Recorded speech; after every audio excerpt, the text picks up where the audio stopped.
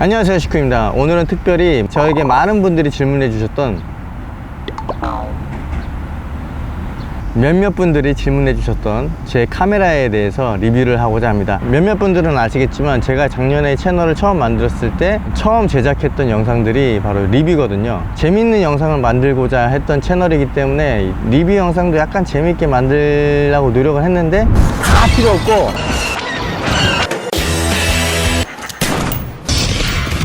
이번에는 제가 이사 때문에 시간이 없어서 이렇게 간단하게 리뷰를 하게 되었습니다. 이 점 양해 부탁드립니다. 자, 그럼 백문이 불여일견 시쿠니의 카메라 리뷰 지금 바로 시작합니다. 소개합니다. 소니 A6500.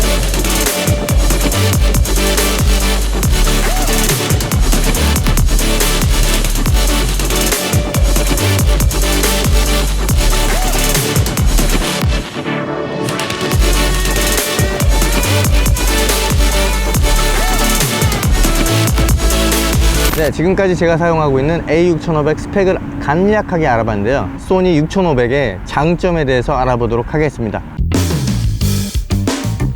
제가 소니 A6500을 선택한 가장 큰 이유는 바로 오토포커스예요. 제가 원래 기존에 사용하던 카메라는 루믹스 G7이었어요. 루믹스 G7 가성비가 정말 좋은 카메라인데요, 이 루믹스 G7에 아주 치명적인 단점이 있습니다. 바로 오토포커스예요. 제가 처음에 리뷰에서 오토포커스 기능이 있어서 아주 편하다고 설명을 했었는데 실제로 사용을 한 6개월 하다 보니까 오토포커스 기능이 정말 쉣이에요. 쉣!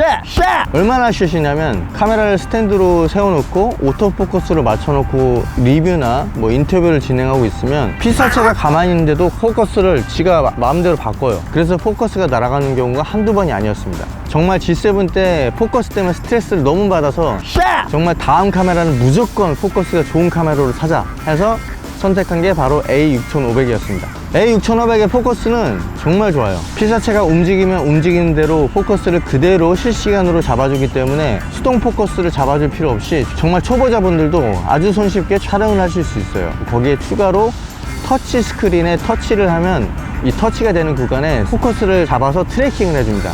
터치 스크린에 포커스를 맞추고자 하는 피사체에 터치를 하게 되면 해당 피사체에 포커스가 되는 것 뿐만 아니라 포커스 트래킹이 됩니다. 따라서 이게 굉장히 편리해요. 그리고 두 번째, 화질입니다. 제 여행 영상을 보시면서 많은 분들이 저에게 카메라가 뭐냐고 질문을 해 주셨는데 제 여행 영상의 거의 대부분의 영상들은 이 소니 A6500 하나로 촬영을 했기 때문에 이 화질만큼은 나름 만족할 수 있다. 그리고 광량이 부족한 야간에서도 꽤나 괜찮은 화질의 영상을 얻으실 수 있습니다. 그리고 세 번째로 제가 뽑는 장점 중에 하나는 바로 1080 화질에서의 120프레임 촬영이에요. 120프레임과 60프레임의 슬로우 모션 차이는 꽤나 극명하게 차이가 납니다. 두 화면의 차이를 비교해 보시면 아시겠지만 왼쪽은 60프레임으로 촬영한 슬로우 모션이고요, 오른쪽은 120프레임으로 촬영한 슬로우 모션입니다. 따라서 120프레임으로 보다 드라마틱한 영상을 촬영하실 수 있습니다. 마지막으로 4K 촬영이 된다는 겁니다. 사실 이거는 거의 대부분의 카메라들이 요즘에 해당되기 때문에 별로 큰 장점으로 와닿진 않네요. 근데 장점은 여기까지고요. 그럼 단점에 대해서 알아볼까요? A6500의 가장 큰 단점 중에 하나는 바로 배터리가 조르라는 겁니다. 소니 A6500의 배터리 조르 문제는 이미 많은 리뷰어 분들이 설명을 하셨기 때문에 간략하게 말씀을 드리면 거의 1시간 반 촬영을 하면 다 나간다고 보시면 됩니다. 정말 심각하죠? 그래서 저는 샤오미 외장 배터리를 항상 상단에 부착하고 촬영을 합니다. 그러면 거의 하루 종일 촬영을 할 수 있어요. 어쨌든 외장 배터리를 추가함으로써 발생되는 추가 무게를 생각한다면 이 부분은 치명적인 단점이 될 수 있다고 할 수 있겠네요. 두 번째 단점, 바로 롤링 셔터입니다.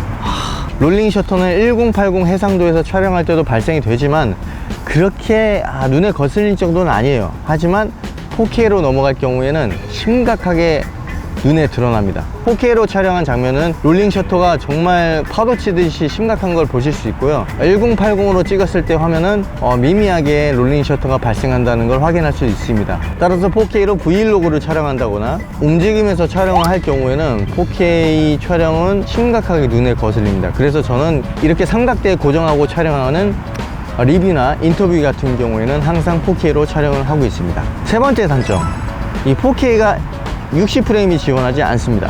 프레임이 30프레임밖에 지원하지 않기 때문에, 따라서 슬로우 모션을 촬영할 수가 없어요, 4K는 사실상. 그래서 4K의 활용도가 굉장히 낮다는 게 이 A6500의 큰 단점이라고 할 수 있습니다. 자, 네 번째는 단점이 꽤 많죠. 네 번째는 바로 틸트 문제입니다. A6500은 틸트가 앞사람이 볼 수 있게 된 구조가 아니에요. 후방에서 촬영을 하고 있는 사람만 볼 수 있는 틸트 기능을 가지고 있기 때문에 브이로그를 촬영하거나 저처럼 유튜브 셀프 촬영이 잦은 유튜버들에게 치명적인 단점이 될 수 있습니다. 사실 브이로그를 촬영할 때 저는 틸트 기능이 안 되더라도 A6500을 사용하면서 큰 불편함을 느끼진 못했어요, 사실. 왜냐하면 오토포커스가 너무 잘 되기 때문에 광각 렌즈를 착용하고 촬영을 할 경우에는 렌즈에 비친 내 얼굴만 보고 촬영하더라도 제 얼굴이 화면에서 벗어난 적은 한 번도 없었습니다.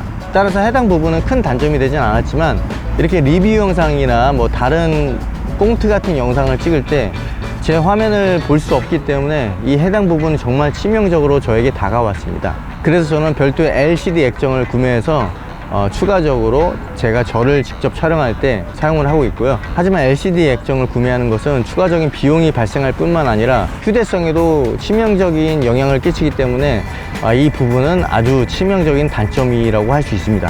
그리고 마지막 단점인 고열. 이 고열이 아주 심각합니다. 요즘 엄청 덥잖아요. 제가 인터뷰 촬영을 하면서 이 고열 때문에 굉장히 극심한 스트레스에 시달렸습니다. 왜냐면 촬영 중간에 고열 때문에 카메라가 꺼져요. 특히 4K를 촬영할 경우에는 열이 1080으로 촬영할 때보다 더 많이 발생되거든요. 따라서 이 4K로 촬영하는 인터뷰 같은 경우에 열이 많이 발생해서 중간중간에 휴식 시간을 강제로 가질 수밖에 없었던, 굉장히 뜨겁기 때문에 이 카메라를 들고 촬영을 할 경우에는 아주 짜증이 많이 납니다. 이 손으로 들고 촬영하실 경우에는 굉장히 깜짝 놀라실 수 있습니다. 정말 뜨겁거든요. 네, 소니 A6500의 장단점을 알아봤는데요.